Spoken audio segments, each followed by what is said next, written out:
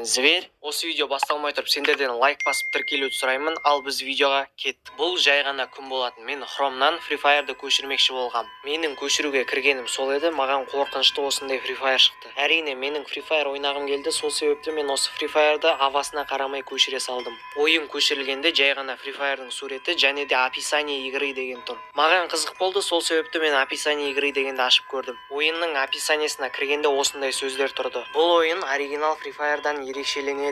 Әрі қарайғы әрекеттеріңіз сіздің жауапкершілігіңізде болады. Тек түнгі 3-те ғана ойнай аласыз, басқа уақытта ойын басталмайды. Егер ойынды 24 сағаттан артық ойнасаңыз, сізге арнайы сыйлығымыз бар. Жолыңыз болсын. Кері санақ басталды. Шынымен де Free Fire'ға мен тек сағат түнгі 3-те ғана кіре алдым. Free Fire'ға кіргендегі бір қызық нәрсе ол музыкасы болатын. Тыңдап көріңдерші.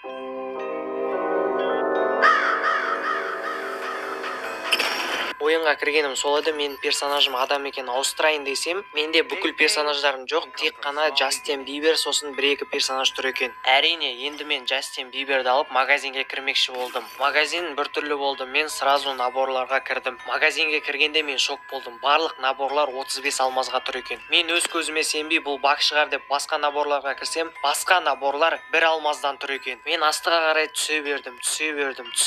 Барлығы 1 алмаздан тұр. Сосын жарайды деп мен джекпотқа кірмекші болдым. Ойынға кіргенде қызыл клоун джекпотта тұр екен. Мен шок болдым. Басқасын көрейін деп кірген едім. Мына жақта корабль шықты. Жарайды, мынау да бак шығар деп мен сразу рулеткаға кірдім. Мынаны қараңдар. Рулеткада олдовский наборлар және де мощный заттар тұр. Әрине, қызық болған соң мен рулетканы айналдырмақшы болдым. Сосын рулеткадан маған олдовский набор түседі ғой. Мен әрине сразу қызыққаннан киіп алдым. Сосын өтірік шығар деп лоббиға барсам, лоббида киіліп тұр. Мынау потолок қой деп мен эмоциямды ашқасам, новыйдан шыққан эмоциялар тұр. Және де сонымен бірге ойынға шыққан новыйдан шыққан бүкіл эмоция тұр. Мынау қандай керемет күн десе, мына шетінде тайни магазин тұр екен. Мына жақта бұрынғы набор және де простой заттар болды. Мен бүкіл тайниді аралап шықтым, бір түрлі ешқандай зат болмады. Жарайды, мен енді ойнайын деп классический бермуды қосып ойынды бастадым. Мен ойынға кіргенде барлығы бот секілді болды. Мына үстімде бір кнопкалар тұрды, оны мен түкте түсінбедім. Ойын басталды, мен сразу пикке түсе бастадым. Секіріп бастағанда менде қап-қара экран пайда бола бастады. Ойын мүлдем көрінбеді. Бір кезде бір сандар шыға бастады. 1,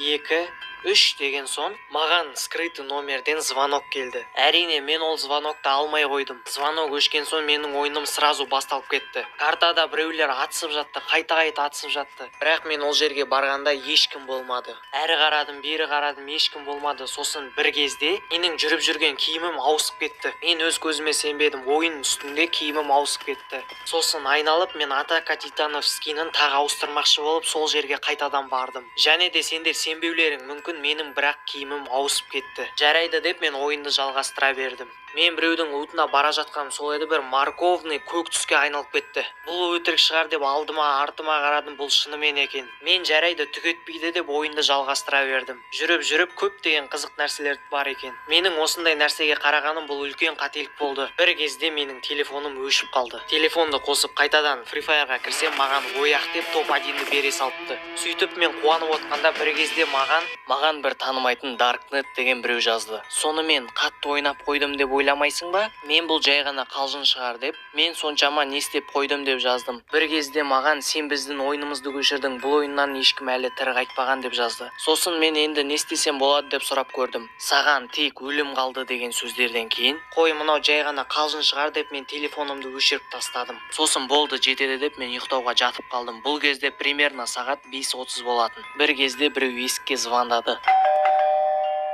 Мен оған мән бермей ұйықтай берейін деп шештім. Бірақ мен енді ұйықтайын деп жатқанда